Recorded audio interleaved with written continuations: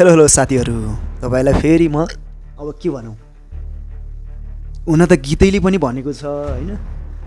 अब उता तोलाको दिन पुग्यो, यता बिहे गर्ने दिन पुग्यो भनेर तपाईँले गीतमै पनि सुन्नु भएको छ होला होइन। धेरै जसोले गीत सुन्ने मान्छेले यो सुनको भाउ पनि के बढेको के यसरी यार, के बढेको दिन पुगाउनै पर्ने भन्ने हुन्छ, घटाउनु पर्ने छैन।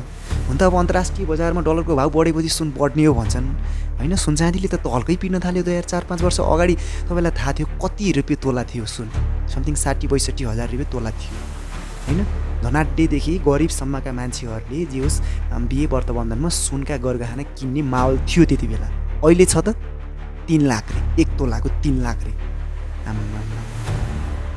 3 लाख पुर्याउनै पर्ने रे। पहिले 1 लाख नपुग्दाखेरि अब 1 लाख पुर्याउनु पर्छ, 1 लाख पुर्याउनु पर्छ, 1 लाख पुग्ने हो कि भन्ने डर। अनि 1 लाख कटिसकेपछि अब ल 2 लाख पुग्ने हो कि 2 लाख पुग्ने हो कि। अब त्यो सुनवालेलाई पनि के, त्यो सुन यहाँ नेपालमा भएका जुन सुन व्यवसायी छन् नि, तिनीहरूलाई पनि घटेको रकम देखाउनु छैन, बढेको त्यो 100 रुपियाँ पनि एकैछिनमा देखाउनु छ क्या। जस्तो अहिले बढ्यो भने पनि देखाइदिनु छ क्या।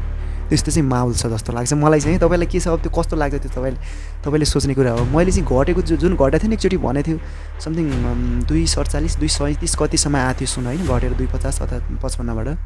त्यति बेला त्यो सुनको भाउ यति घटेर भनेर कुनै पनि सुन व्यवसायी अथवा त्यो सुन पसलेबाट सुन्नेको थिएन क्या। गाई गुई अरू अब मिडियाबाट आउनु छुट्टै कुरा हो होइन, नत्र त्यसरी सुन्नेको छैन। घटेको कुरा चाहिँ सुनिँदैन, बढेको कुरा चाहिँ एकै दिनमा 10,500 बढिदिन्छ यार। यसरी मान्छेको बरु यो निजामतीतिरको, सुरक्षा निकायतिरको अरे अन्य विभागतिरको सरकारी सेवक तलब बढ्नु नि बरु यार, यसरी बढ्नु नै छ भने। हुन त अब हामीले भनेर भएन होइन, नेपालको अर्थतन्त्र पनि धेरै कमजोर छ। अब तलब मात्रै बढाएर पैसा कहाँबाट दिने हो र होइन। विकास भन्नु कुरा यस्तै हो। अब राम्रा मान्छेहरू सबै विदेशी हिँड्न थाले, यहाँ सुनको भाउ यस्तो छ होइन, मोबाइलकै भाउ कस्तो छ, अब गाडीकै भाउ कस्तो छ। तपाईँले हाम्रो छिमेकी राष्ट्र भारतमा गएर हेर्नुहुन्छ भने गाडी मोटरहरू एकदमै सस्तो पाउँछ। अब यहाँ नेपालमा भन्यो भने ठ्याक्कै त्यसको 300% ट्याक्स लगेर 300 ठ्याक्कै 1 लाख बन्नेलाई 3 लाख 4 लाख परिदिन्छ होइन। एउटा मिडल क्लास फ्यामिलीसम्म एउटा बाइकहरू डिजर्भ गर्न सक्या हुन्न क्या होइन। यस्तो छ इन्सिडेन्ट। अब के भन्ने होइन, अब नेपालको अब मान्छेहरू किन नजाओस् त विदेश यार होइन। अब नेपालमा तपाईँले सुन त यत्रो भयो क्या। म मेन कुरा सुनको चर्चा गर्न आएको है। सुन अब 3 लाख पुग्नेवाला नि छ नि त। अब 10,000 बढ्यो हिजो, अब घट्ला 200-4 हजार घट्ला। 10,000 बढेर 2,000 घटेको कुनै अर्थ रहेन नि त होइन। त्यो घटाएको देखाउनलाई मात्रै क्या। 10,000 बढाएर 2,000 घटाउनु भने कुनै मतलबको कुरा भयो? हुँदै भएन नि होइन। त्यही भएर सुन चाँदीको भाउ किन यसरी आकाशिँदैछ यार? हुन त कसैले भन्छन् युद्धको कारणले हो, युद्ध भइरह कता युक्रेनतिरको युद्ध भएको कारणले यो सुन बढ्यो हो, कसैले भन्छ डलरको भाउले गर्दा हो, कसैले भन्छ 5 लाख पुग्छ, यो हिरा जति महँगो हुन्छ पछि त किन्नै नसकिने हुन्छ, अहिले किन्दा राम्रो।